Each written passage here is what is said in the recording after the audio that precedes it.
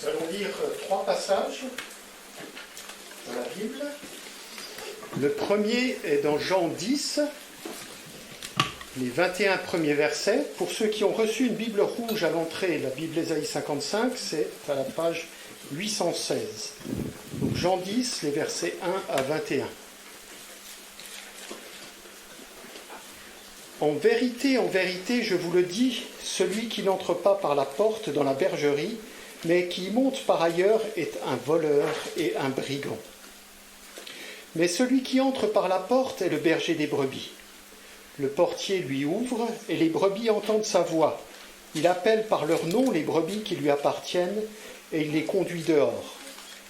Lorsqu'il a fait sortir toutes ses propres brebis, il marche devant elles. Et les brebis le suivent parce qu'elles connaissent sa voix. Elles ne suivront point un étranger, mais elles fuiront loin de lui parce qu'elles ne connaissent pas la voix des étrangers. Jésus leur dit cette parabole, mais ils ne comprirent pas de quoi il leur parlait.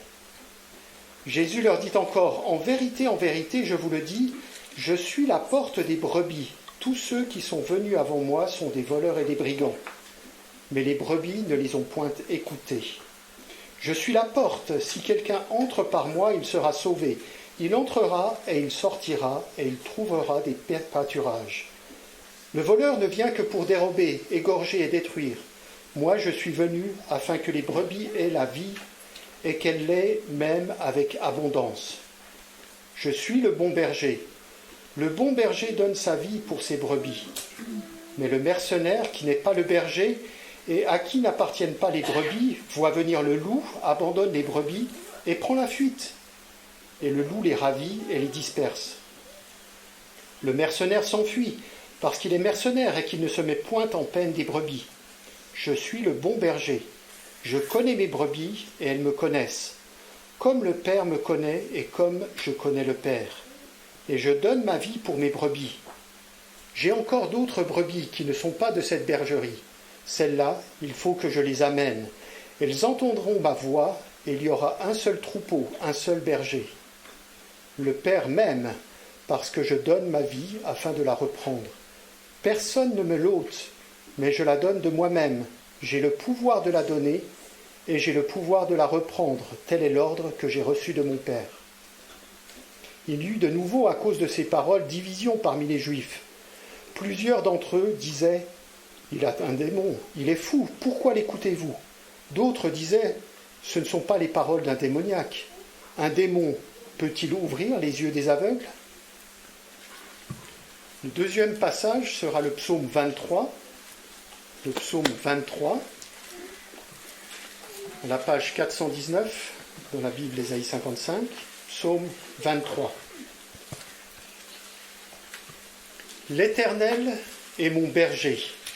Je ne manquerai de rien. Il me fait reposer dans de verts pâturages.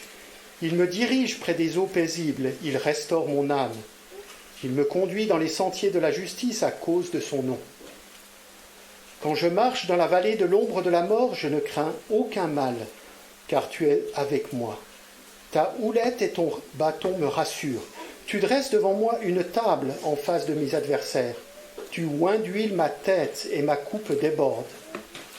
Oui, le bonheur et la grâce m'accompagneront tous les jours de ma vie, et j'habiterai dans la maison de l'Éternel jusqu'à la fin de mes jours. Et le troisième passage, nous retournons dans Ézéchiel 34, et nous lisons les 12 premiers versets de Ézéchiel 34, page 659. Ézéchiel 34, les 12 premiers versets. La parole de l'Éternel me fut adressée en ces mots. Fils de l'homme, prophétise contre les pasteurs d'Israël. Prophétise et dis-leur aux pasteurs, ainsi parle le Seigneur l'Éternel. Malheur aux pasteurs d'Israël qui se paissent eux-mêmes. Les pasteurs ne devaient-ils pas paître le troupeau ? Vous avez mangé la graisse, vous vous êtes vêtus avec la laine, vous avez tué ce qui était gras, vous n'avez point fait paître les brebis, vous n'avez pas fortifié celles qui étaient faibles, guéri celles qui étaient malades, pansé celles qui étaient blessées. Vous n'avez pas ramené celles qui s'égaraient, cherché celles qui étaient perdues, mais vous les avez dominées avec violence et avec dureté. Elles se sont dispersées parce qu'elles n'avaient point de pasteur. Elles sont devenues la proie de toutes les bêtes des champs. Elles se sont dispersées. Mon troupeau est errant sur toutes les montagnes et sur toutes les collines élevées. Mon troupeau est dispersé sur toute la face du pays. Nul n'en prend souci, nul ne le cherche. C'est pourquoi, pasteur, écoutez la parole de l'Éternel. Je suis vivant, dit le Seigneur l'Éternel. Parce que mes brebis sont au pillage et qu'elles sont devenues la proie de toutes les bêtes des champs, faute de pasteurs, parce que mes pasteurs ne prenaient aucun souci de mes brebis, qu'ils se paissaient eux-mêmes et ne faisaient point paître mes brebis. À cause de cela, pasteurs, écoutez la parole de l'Éternel. Ainsi parle le Seigneur l'Éternel.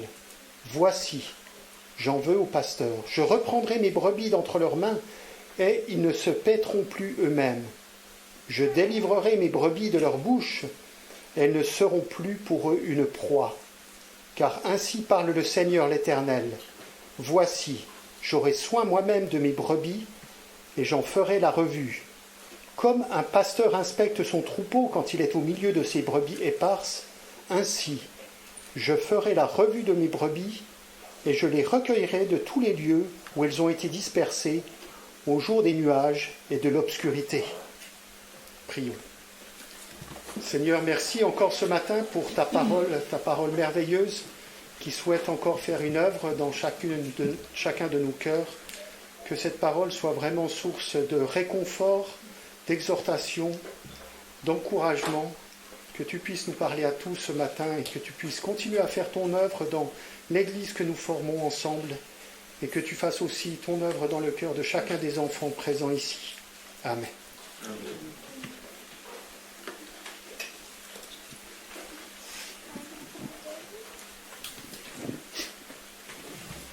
Je pense qu'il fait chaud. Est-ce qu'on pourrait avoir peut-être une ou deux personnes qui enclenchent les ventilateurs? Et si jamais vous n'aimez pas le courant d'air, n'hésitez pas peut-être à changer. Oui, les enfants, après, mais là je suis au ventilateur. Donc d'avoir enclenché ça. Et puis oui, les enfants sont invités à rejoindre une classe d'école du dimanche d'été. Donc voilà, si jamais le courant d'air vous gêne, n'hésitez pas à changer de place, ça ne me dérange pas, mais mettez-vous à l'aise, mais il fait quand même lourd.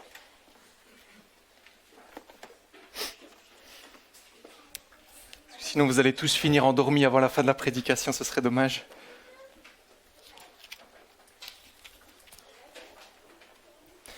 N'hésitez pas, je pense qu'il reste encore quelques questionnaires peut-être. N'hésitez pas à vous servir sur la petite table à l'entrée.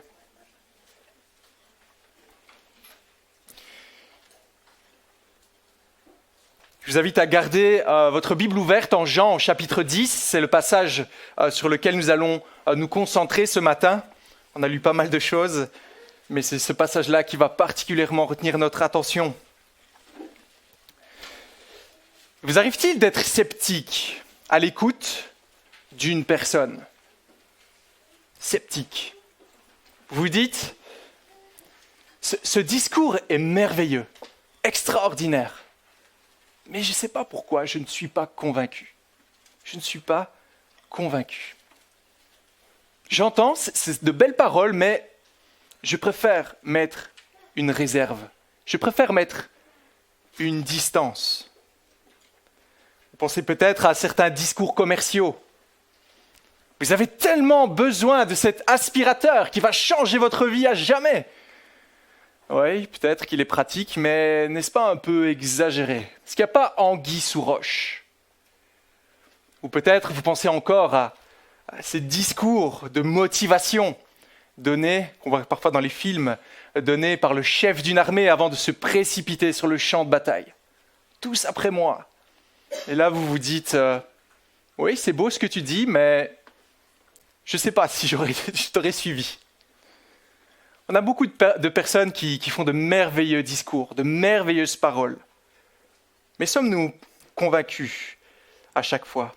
Vous voyez, le discours de Jésus que nous retrouvons dans ce merveilleux chapitre ici, chapitre 10 de l'évangile de Jean, un discours que vous connaissez, est en fait entouré de part et d'autre de personnes qui doutaient de Jésus. Personnes qui doutaient de lui. Alors ce matin, peut-être la plupart d'entre vous êtes tout ouïs à l'écoute des paroles de Jésus. Mettez une attention particulière. Attention, Jésus parle. Mais en fait, avant et après ce discours, des personnes n'étaient pas convaincues. Ils n'étaient pas convaincus. Déjà au chapitre 9, versets 24, 25, dans l'événement qui se passe, je le rappelle rapidement, Jésus guérit un aveugle de naissance, un événement extraordinaire qui montre à quel point Dieu a voulu prendre soin. Et là, un certain groupe de personnes dit non. Cet homme est un pécheur. On ne peut pas cautionner cet acte. On l'a lu, la fin du chapitre 10, dans le chapitre 10, au verset 19 à 21, voyez-vous ce qui se passe ? À nouveau, ces paroles de Jésus provoquèrent une division. Certains disent, ils entendent ces paroles, il a un démon. D'autres disent, mais non, comment un démon pourrait-il parler ainsi ? On a ceux qui sont pour Jésus, ceux qui sont contre lui. Ceux qui sont pour Christ, ceux qui sont contre Christ. On a deux groupes de personnes, deux entités, deux croyances, deux royaumes ou deux troupeaux. Et c'est avec cette analogie que Jésus va réaliser ce discours très connu. Et c'est à tout ce groupe de personnes, comme à nous aujourd'hui, que Jésus veut adresser cette parabole. Alors on l'a lu, versets 1 à 5, on a cette parabole du berger. Et voici en fait une illustration très parlante pour l'époque, peut-être même bien plus qu'à notre époque aujourd'hui. Qu'est-ce qu'on retrouve ? Un berger, des moutons, un enclos. Voici un métier ou des pratiques qui étaient très courantes à l'époque, très répandues.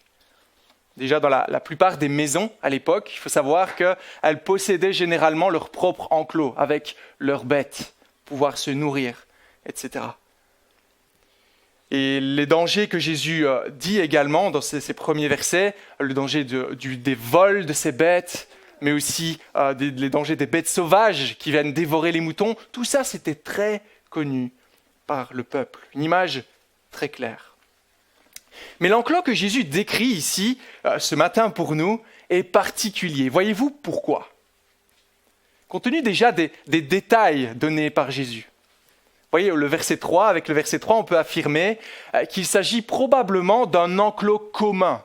Donc là, il faut bien faire la distinction. Il ne s'agit pas d'un enclos avec un seul propriétaire qui a son troupeau, mais un enclos où plusieurs troupeaux, soit plusieurs familles, plusieurs propriétaires étaient ensemble et donnaient le soin avec ce gardien. Donc avec cette distinction gardien-berger, on peut se dire, voilà donc un enclos qui regroupe plusieurs troupeaux. Un peu comme si vous étiez avec plusieurs personnes et que vous louiez un garage pour mettre votre voiture et que vous avez simplement une personne qui veille à cela, qui permet à la barrière de s'ouvrir et de se fermer. C'est un peu le même principe. De plus, le souhait de Jésus ici n'est pas de partager son expérience du métier de berger, mais de le comparer au monde et aux moyens d'entrer dans le royaume de Dieu.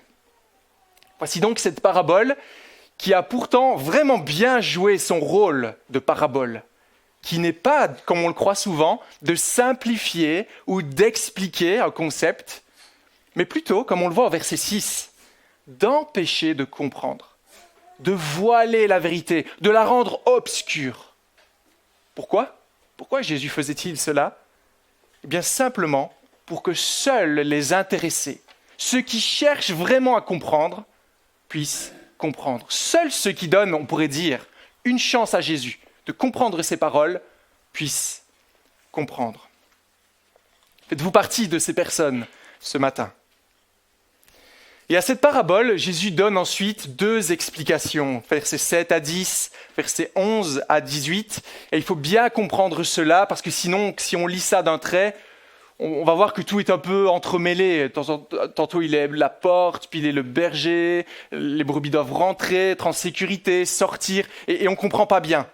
Mais en fait, ce que Jésus veut faire, c'est donner deux explications à cette même parabole, à une seule parabole. Et il me semble que ces deux explications ont en fait la même structure. Il me semble que ce que Jésus veut nous enseigner peut se résumer en 3 points, qui seront les 3 points de notre prédication. Jésus veut nous dire, c'est moi seul et personne d'autre. Deuxièmement, en fait, vous me connaissez déjà. Et troisièmement, voyez ce que moi, je vous offre. C'est moi seul. En fait, vous me connaissez déjà. Et voyez ce que moi, je vous offre. Nous commençons avec ce premier point. C'est moi seul. C'est moi seul. Voyez-vous ce que Jésus commence par faire dans ces 2 explications? Il les commence de la même manière.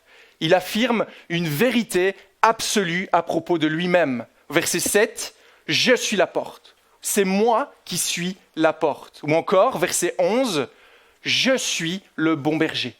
C'est moi qui suis le bon berger. » De quel droit Jésus peut-il dire cela? Eh bien, il nous l'explique, il nous le démontre dans la suite de son explication. Et voyez comment Jésus procède pour nous attirer à lui. Il se compare à toute autre personne, toute autre solution, tout autre modèle pour nous montrer que c'est seulement auprès de lui que la vie vaut vraiment la peine, vaut réellement la peine d'être vécue. Commençons donc par le début et l'importance de la porte de la bergerie au verset 7. La porte de la bergerie, c'était le point le plus important. Savez-vous pourquoi?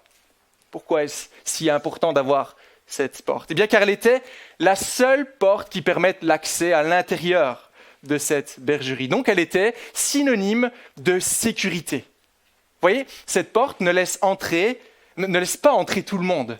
Elle ne laisse entrer que le propriétaire ou un des propriétaires de la bergerie. Elle offre un accès unique au seul vrai berger, au seul vrai propriétaire. Donc maintenant, si on se place du côté des brebis, si on se met dans l'enclos, c'est uniquement de cette porte qu'on voudra voir un visage qui veut réellement prendre soin de nous. C'est uniquement de là que le bien peut venir, qu'on pouvait espérer voir le vrai propriétaire. Et à cela, Jésus se compare à tout autre prétendant au troupeau. Et voyez quelle est leur spécificité à ces prétendants au troupeau. Ils viennent par d'autres chemins qui ne sont pas la porte. Ils évitent cette porte pour ne pas être vus, pour avoir cet accès. Ils évitent cet axe sécurisé. Maintenant, comment Jésus les qualifie-t-il? Comment qualifie-t-il tous ceux qui passent par d'autres chemins? Verset 8. Ce sont des voleurs, ce sont des bandits. Qui sont-ils?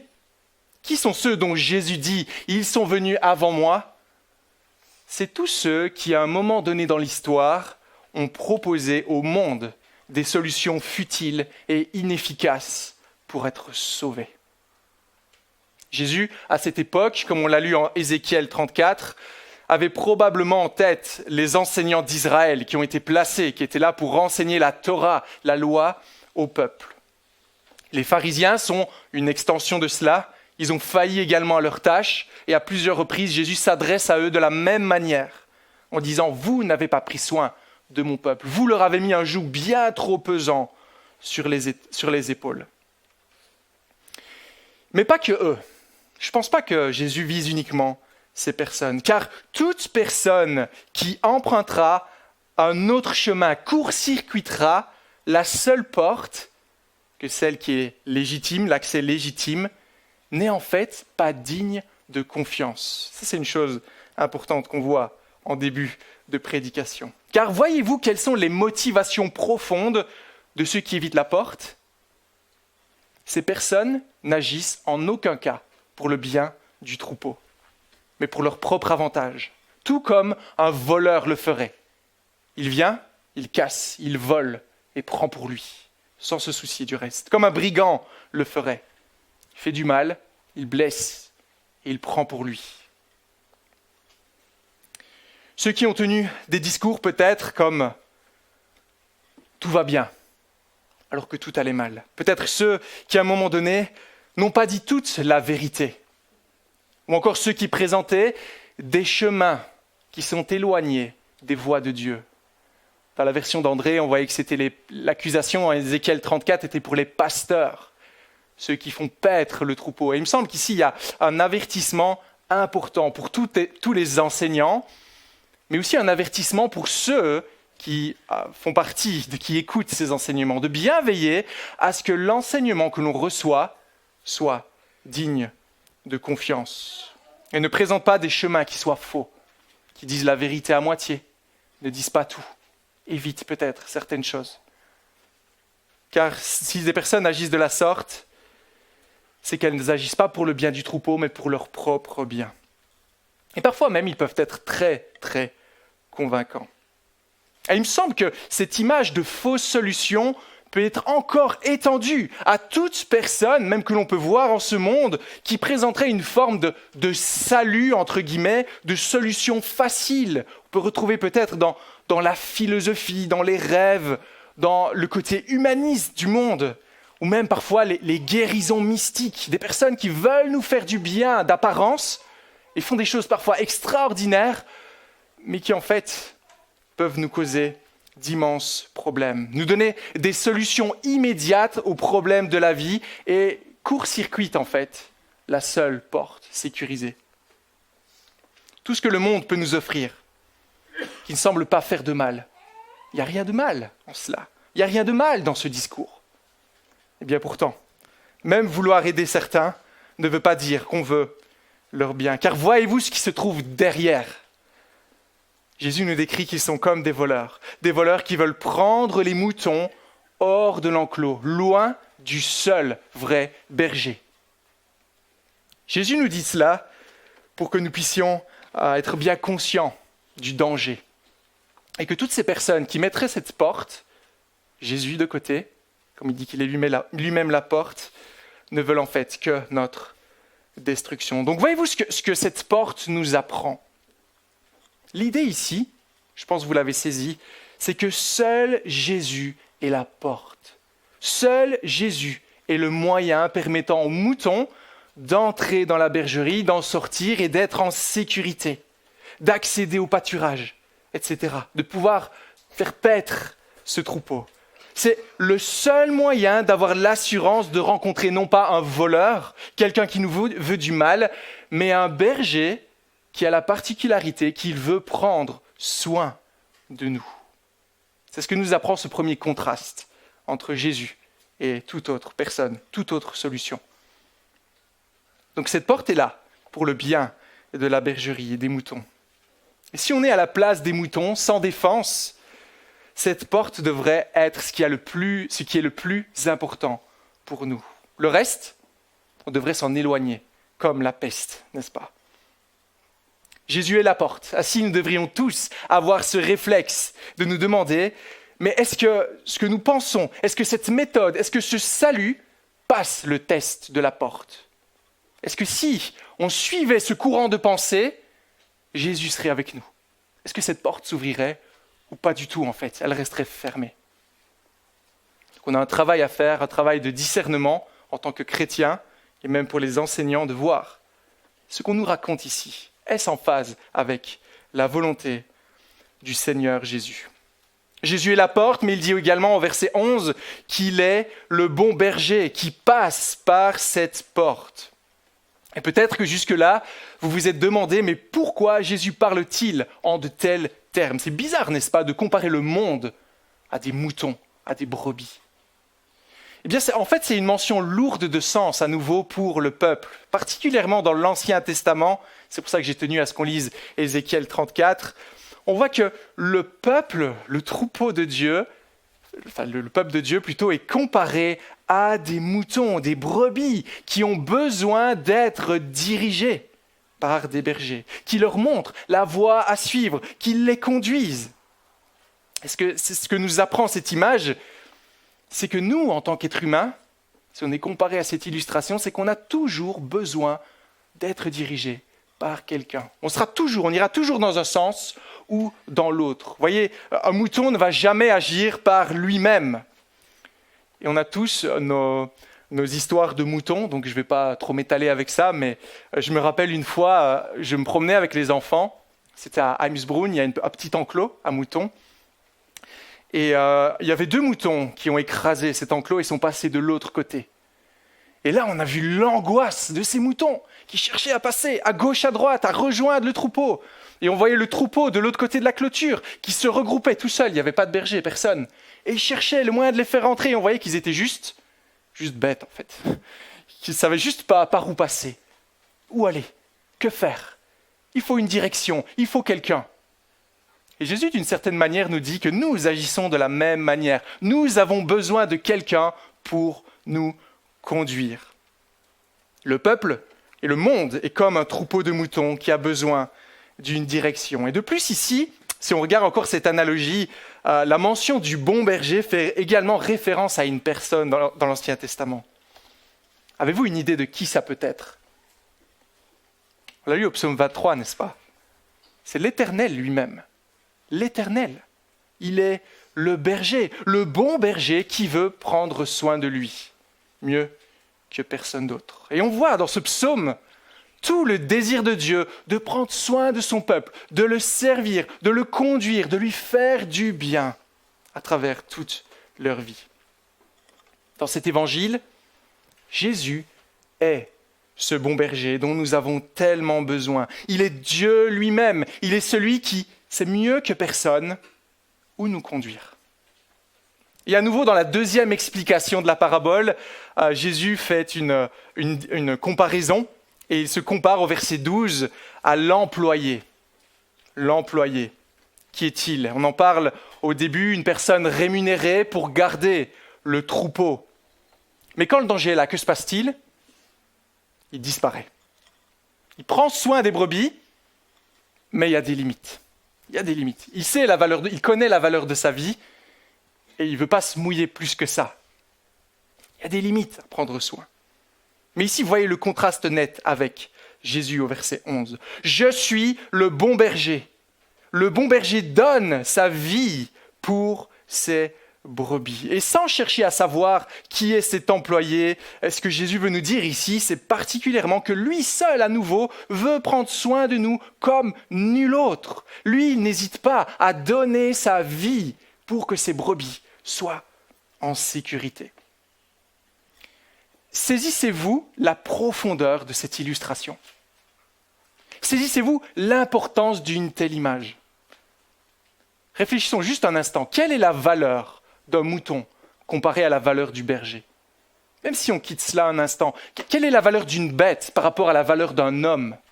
Rien, n'est-ce pas? C'est juste incomparable. Si on avait un troupeau, on perd une chèvre, une brebis, ce que vous voulez, c'est dommage. Mais pas pour le conducteur d'Israël, pas pour l'Éternel. Pourquoi, à votre avis? Car chacun de ces moutons, individuellement, a une grande valeur à ses yeux. Réalisez-vous ça? Il y a une valeur telle que ça vaille la peine que ce berger donne sa propre vie pour elle. Voilà quelle valeur vous avez pour l'Éternel, pour Jésus-Christ. Qu'est-ce que l'homme pour que tu penses à lui? Qu'est-ce que l'homme pour que tu prennes soin de lui? Nous avons de la valeur pour le Seigneur. Il faut qu'on médite là-dessus, n'est-ce pas? Et voyez-vous ce que Jésus veut mettre en avant dans ce contraste entre lui et tout autre moyen? Il veut nous aider à répondre à la question « Pourquoi devrions-nous aller auprès du Seigneur Jésus et pas d'autres ?» Parce qu'il n'y a que lui qui peut réellement prendre soin de nous. Il n'y a que lui qui se soucie réellement des moutons. Il n'y a que lui qui voit la valeur que nous avons. Si vous faites partie du peuple de Dieu, réalisez-vous le prix, la valeur que vous avez pour le Seigneur, encore une fois. Le monde peut vous rejeter. Le monde peut vous faire du mal. Il peut se moquer de vous, ne pas prendre soin de vous. Mais dans toutes ces afflictions, sachez que vous avez une valeur immense pour l'Éternel.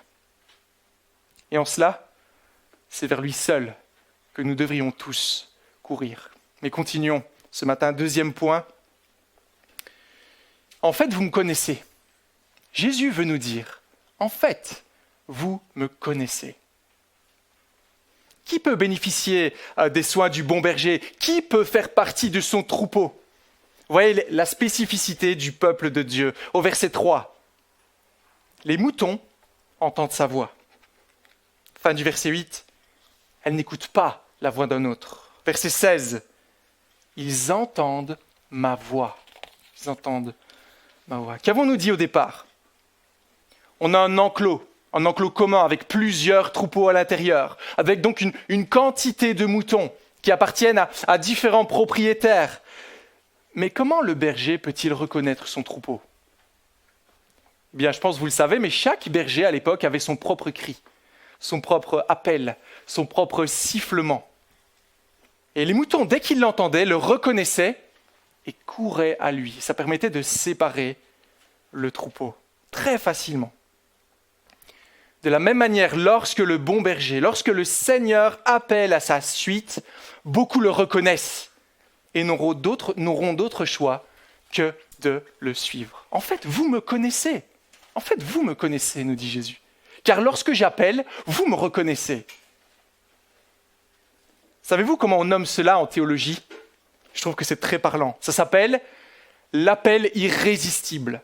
On dit c'est que quand Dieu appelle, cet appel est irrésistible. On ne peut faire autrement. Quand Dieu appelle, on vient à sa suite. On n'a pas d'autre option. On ne peut pas refuser et dire non merci. Lorsque le Seigneur Jésus nous appelle, c'est un appel qui est irrésistible. Ne vous êtes-vous jamais dit, je ne comprends pas comment il est possible que je sois au Seigneur? L'évangile, c'est pure folie pour le monde. Et pourtant, si vous êtes chrétien ce matin, cela veut dire que vous avez placé toute votre espérance dans ce message, toute votre espérance dans cet évangile de Jésus-Christ. N'est-ce pas incroyable?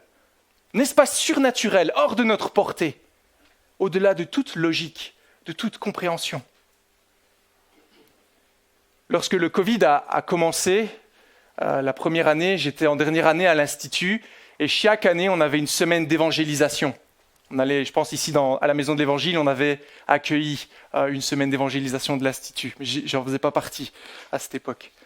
Et cette année, on a dû annuler toutes les semaines d'évangélisation. Et là, le directeur de l'Institut a dit, à la place, les élèves qui voudront pourront faire une vidéo présentant l'Évangile, et on devra la donner à un maximum de personnes non chrétiennes, et avoir un retour de leur part, pour voir ce qu'elles ont compris et comment elles ont réagi. J'avais fait ça, et j'ai eu un retour en particulier, et je vais vous lire ce que la personne m'a dit rapidement.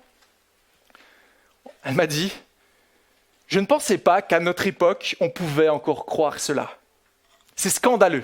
C'est tout simplement moyenâgeux, voire primitif, de croire une telle chose. » Fin de citation. L'annonce de l'Évangile, c'est pure folie. Mais quand le berger appelle ses moutons, ils viennent à lui. Ils viennent. Ils ne résistent pas. Ils le suivent. Maintenant, allons plus loin encore. Avez-vous remarqué la manière dont Jésus appelle? Il n'arrive pas devant la plaine et crie simplement un son qui est difficile à comprendre et si certains viennent, tant mieux, si d'autres ne viennent pas, tant pis. Non, regardez la fin du verset 3. Qu'est-ce que Jésus dit? Il nous appelle par notre propre nom. Vous réalisez ça? L'Éternel, ce grand Dieu, on a lu le psaume 47 en commençant ce culte, au-dessus de tout, devant qui tout le monde doit se prosterner, connaît votre nom. Réalisez-vous maintenant les implications d'un tel verset. Il y a 3 implications que je voudrais rapidement partager avec vous. Ça signifie que quand Dieu appelle, son appel est précis et efficace. Si je dis maintenant, « Olivier !» Il m'a vu. Il s'est relevé. Vous voyez, c'est clair, c'est précis, c'est efficace. Je sais qu'Olivier, il médite et il écrit pour comprendre, donc il n'y a pas de problème. Ça veut dire que lorsque le Seigneur nous appelle, et ce par notre propre nom, on ne rate pas cet appel. Si le Dieu de l'univers nous appelle, cet appel est clair. Il n'est pas flou, il n'est pas incompréhensible, il ne dépend pas d'événements mystiques, mystérieux. Et ça veut dire aussi qu'on ne peut pas dire « Ah, je pense qu'il est trop tard pour moi. Je pense que je n'ai pas été suffisamment attentif à l'appel de Dieu. » Non, Dieu appelle de manière claire et précise ceux qui sont à lui, ceux qui lui appartiennent. Ils le reconnaîtront, car vous me connaissez. Vous me connaissez, nous dit Jésus. Deuxième application. Beaucoup disent que Dieu est un Dieu lointain. Oui, peut-être qu'il a créé le monde à une certaine époque et maintenant il se repose quelque part dans le ciel. Et avec un tel texte, on voit qu'il n'y a rien de plus faux, n'est-ce pas? Dieu nous connaît par notre propre nom. Voyez-vous ce que ça veut dire? Ça veut dire qu'il nous connaît personnellement. Il nous connaît intimement. Alors là, vous allez me dire, moi je connais le nom de beaucoup de personnes, ça ne veut pas dire que je connais toute leur vie. Alors voyez le verset 14 et 15 qui sont juste incroyables. Versets 14 et 15. Moi, je suis le bon berger. Je connais mes brebis. Elles me connaissent, tout comme le Père me connaît et comme je connais le Père. Voyez-vous ce qu'il nous apprend ici? Jésus, au sein de la Trinité, n'a pas une connaissance partielle de son Père, de l'Esprit Saint, et inversement. Ils se connaissent parfaitement, avec profondeur. Vous voyez ici, Jésus utilise la même chose pour nous dire, voilà la manière dont moi, je vous connais. Jésus nous connaît de la même manière qu'il connaît le Père dans le ciel. Et donc on peut être sûr que s'il nous connaît par notre propre nom, et de la même manière qu'il connaît le Père, il doit forcément nous connaître à fond, personnellement. Il doit voir chaque instant de nos vies, tout ce par quoi nous passons, les joies, les peines, etc. Et donc, troisième application, Jésus sait ce dont nous avons besoin. Et ça, on doit s'en rappeler en tant que chrétiens. Et ça complète le point précédent. Beaucoup de gens, même bien disposés, veulent nous aider, nous apporter du bonheur. Ça peut passer par la psychologie, les aliments bio, le sport, l'amour. Voilà ce que tu as besoin, tu te sentiras mieux. Sachons que le seul qui connaît réellement notre besoin le plus profond est ce berger, et ce dès avant la fondation du monde. Ce que nous apportent les autres solutions, ce n'est que superficiel. Un sparadrap sur un bandage sur une blessure infectée, ça ne guérit pas. Ça ne guérit pas. Ce n'est pas la bonne médication. Ça cachera peut-être un certain temps, mais le seul qui peut réellement nous consoler, nous aider, sur lequel on doit s'appuyer, est le Seigneur, car il connaît les plus profondes de nos pensées, plutôt les pensées les plus enfouies au-dedans de nous. Nous avons eu un camp d'été à Grenoble, dans la Chartreuse, il y a 3 semaines, je pense maintenant, et c'était un des camps où il y a eu le plus de monde cette année. On était 200 personnes, dont 33 enfants. Autrement dit, comme vous pouvez l'imaginer, il y avait beaucoup de discussions, il y avait beaucoup de bruit, il y avait beaucoup d'animation.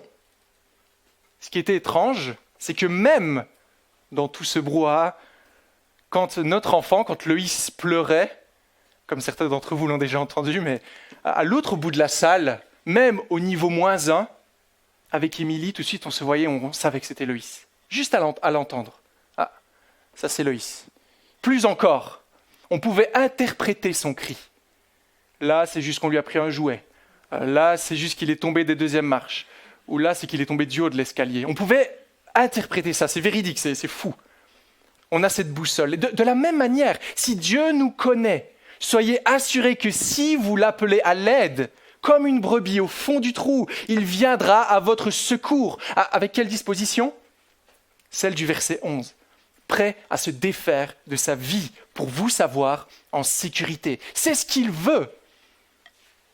Il aurait pu ne pas le dire, mais il l'a dit, pour notre bien, pour que nous soyons encouragés. Notre Dieu veut notre bien, et cela, même s'il doit donner sa vie. Et si vous faites partie de son troupeau, ce n'est qu'en arrivant à ses pieds, dans ses bras, que vous serez réellement satisfait. Loïs est tombé. Il est tombé de la 3e marche de l'escalier. Il pleure beaucoup. On est dans ce camp, il y a beaucoup de monde. Beaucoup essayent de le consoler. Qu'est-ce qu'il fait ? Il pleure encore plus fort. Pourquoi ? Parce qu'il ne sera consolé que quand il arrivera dans les bras de sa maman. Parce qu'elle seule sait comment le consoler de la meilleure manière. De la même manière, les moutons du Seigneur n'écouteront pas la voix d'un autre qui veut les consoler, mais seul le Seigneur. Et on va revenir sur quelques implications de cela dans un instant. Car vous le connaissez, nous dit Jésus. Vous me connaissez. Mais, avez-vous noté que ce que ces paroles sous-entendent ? Certains connaissent Jésus, mais pas tous. Pas tous. Jésus appelle, il appelle de manière claire, mais tous ne viennent pas lorsqu'ils entendent ce cri, cet appel. Tous ne reconnaissent pas la voix du bon berger. Jésus d'ailleurs n'a pas été ébranlé. Dieu fait homme, l'Éternel, qui vient visiter sa création, qui parle comme personne n'a parlé, qui enseigne avec une autorité que personne n'a jamais vue, qui prend soin des personnes qui sont là, qui fait des miracles extraordinaires. Et pourtant, qu'est-ce qu'on a dit au début ? Beaucoup ne croient pas en lui. Et vous voyez, Jésus ne s'est pas dit, mais enfin, comment est-ce possible ? Qu'est-ce que je peux encore faire ? Non, c'est normal. C'est normal.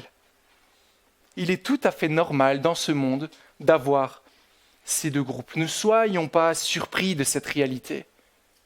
Ne soyons pas surpris et prions que le Seigneur ouvre les yeux de ceux qui ne sont pas à l'Éternel, qu'ils puissent réaliser la nécessité d'aller vers le bon berger. Car si on passe par cette porte, si on suit le bon berger, que se passe-t-il ? C'est notre 3e et dernier point ce matin. Voyez ce que je vous offre. Jésus veut nous dire, voyez ce que je vous offre. À nouveau, le monde peut nous proposer beaucoup de solutions, beaucoup de joie même. Mais sachez qu'aucune de ces solutions, aucune de ces joies n'égalera jamais celle qui se trouve auprès du Seigneur. Voyez ce que Dieu nous propose, voyez ce que Jésus nous propose ici au verset 9. Il nous promet un salut incomparable, définitif et entier. Si quelqu'un entre par moi, il sera sauvé. Sauvé de quoi ? À nouveau, il faut comprendre l'identité de ce berger, n'est-ce pas ? Et comprendre l'identité des autres bergers, entre guillemets. Les autres ne veulent que le mal de ce troupeau. Ils ne veulent que la destruction de ce troupeau. Jésus l'a dit, en d'autres termes, aux pharisiens lorsqu'ils rejetaient le bon berger, lorsqu'ils rejetaient Jésus. Il leur a dit, vous avez pour père le diable. Vous avez pour père le diable.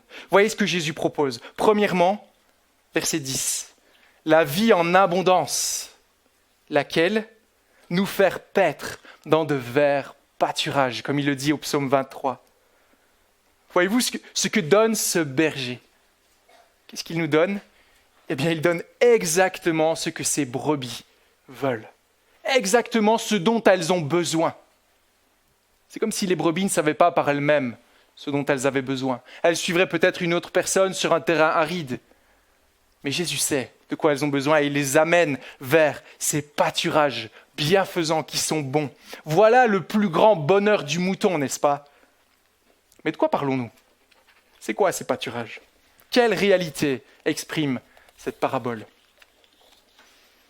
Eh bien, vous vous en doutez, on parle ici de la gloire éternelle, n'est-ce pas ? La vie éternelle qui se trouve auprès de Jésus et lui seul. C'est seulement auprès de Dieu, c'est seulement auprès de lui que nous serons dans la joie. Et on doit souvent nous en rappeler dans cette vie. Voilà ce qui attend tous ceux qui le suivent. Voilà ce qui attend tous ceux qui suivent le bon berger, qui l'ont reconnu comme leur berger. Des pâturages, la vie éternelle, l'abondance. Voyez également une deuxième chose. Il nous promet une éternité auprès de lui où nous serons dans l'abondance, mais, fin du verset 8, il nous apporte la protection déjà dans cette vie, aujourd'hui. voyez, les moutons n'écoutent pas tout le monde. Verset 5, ils fuient même. Le troupeau fuit devant d'autres voix. Donc voyez-vous ce que ça veut dire ? Ceux qui appartiennent au Seigneur Jésus déjà dans cette vie ne se perdront jamais. Dieu a placé dans leur cœur le désir de le suivre lui seul, sans jamais nous égarer loin de lui. Quelle joie, quelle assurance nous pouvons avoir auprès du Seigneur.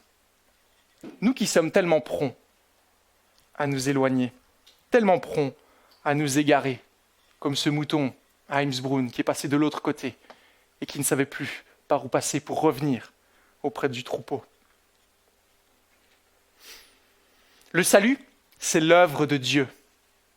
Et Dieu ne permettra pas qu'un seul de ces moutons ne se perde, car elles sont trop précieuses pour lui. Elles sont trop précieuses. Donc faisons confiance à Dieu. Si même un mouton s'éloigne, il ira le chercher. On n'a pas le temps de lire la parabole des 99 moutons. Il laisse un pour aller chercher les autres. Vous connaissez cela. Faisons confiance à Dieu. Et voyons la joie qu'il y a de voir que notre salut est si fiable, si fiable. Si ça dépendait de nous, on n'irait peut-être pas loin, n'est-ce pas ? Mais cela dépend de Dieu. C'est lui qui marche devant nous. Et nous allons le suivre et ne jamais nous perdre. Et de la même manière, troisième élément, troisième avantage que Jésus veut nous donner, et je ne vais pas m'étaler là-dessus parce que je pense que ça parle de soi-même, il veut nous sauver du loup. Il nous conduit hors de danger. On peut avoir l'assurance qu'il fait concourir tout pour notre bien, pour qu'en fait, on ait encore plus envie de se rapprocher de lui. Si on voit le loup, si la brebis voit le loup, elle va se rapprocher beaucoup plus du berger qui a ce bâton pour chasser le loup, n'est-ce pas ? Surtout ce berger. Même s'il peut nous arriver du mal, même s'il peut y avoir des difficultés dans cette vie, Dieu ne nous abandonne jamais. Et tout ça se trouve uniquement auprès de Jésus et personne d'autre. Toujours sceptique par rapport aux paroles de Jésus ? Peut-être que vous pensez ce matin que ce ne sont que de belles paroles, qu'un beau discours comme ce marchand d'aspirateurs dont on a parlé. Et voyez ici la différence dans le discours de Jésus. Certes, il a dit des choses extraordinaires.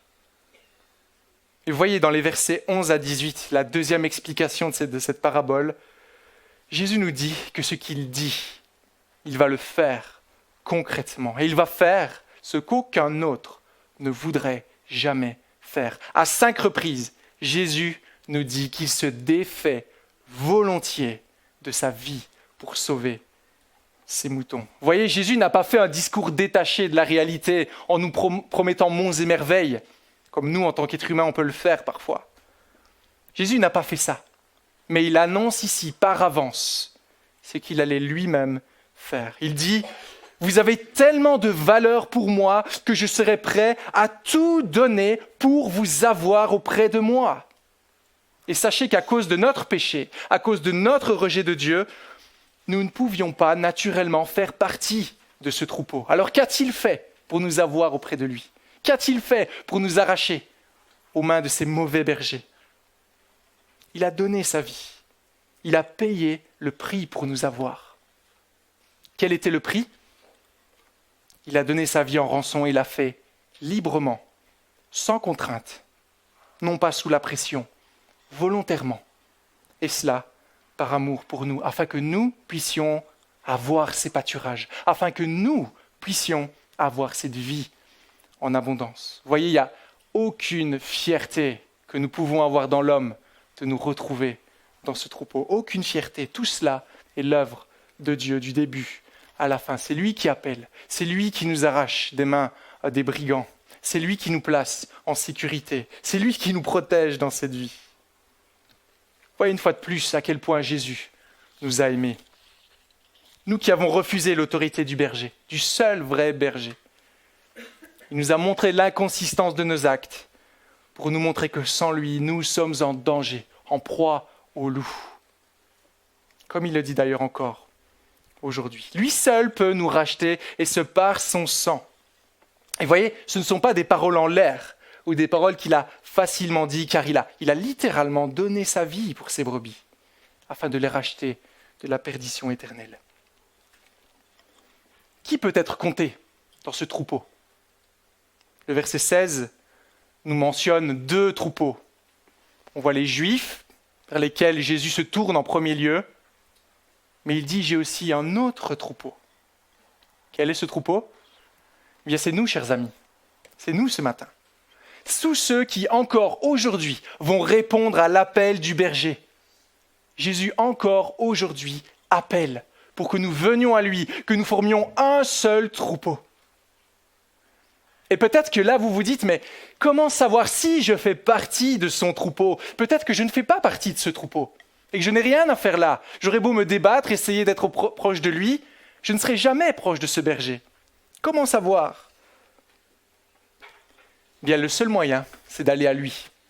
Le seul moyen, c'est de courir vers ce berger, de voir que lui seul est tout ce dont nous avons besoin. Et il dit lui-même qu'il ne refuse pas celui qui vient à lui.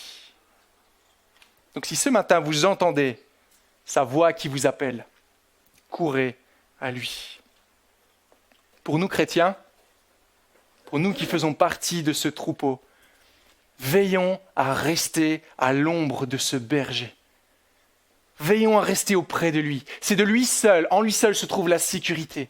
Ses paroles seules doivent nous conduire. Sa voix seule doit nous diriger jusqu'au pâturage qui est approprié pour nous. Et parfois, on a tendance à perdre de vue cela. Dans l'affliction, dans la difficulté, dans l'abondance. On perd de vue qu'on a tellement besoin de ce berger. Mais voyez le danger. À peine on s'éloigne, il n'y a que du mal. Il n'y a rien de bon qui se trouve en dehors de ce berger, en dehors de Jésus. Donc prenons le temps d'analyser notre cœur, de voir si nous sommes auprès de lui ou s'il nous arrive de chercher d'autres moyens pour pouvoir être heureux dans cette vie. Soyons conscients que rien d'autre que le Seigneur ne pourra nous donner de la joie. Le reste ne vise simplement qu'à détruire et à blesser. Pour les autres, ceux qui ne sont pas encore dans cette bergerie, dans ce troupeau, c'est simple. Voulez-vous être aux soins d'un Dieu bon, d'un Dieu aimant, d'un Dieu qui a donné sa vie pour vous? Ou voulez-vous être aux mains de ce monde, des puissances de l'air qui ne visent qu'à détruire? Alors réfléchissez, je terminerai par là. Et si dans votre réflexion vous entendez cette voix qui dit « Viens », alors allez-y, car vous ne le regretterez jamais. Amen. Je vous invite à prier.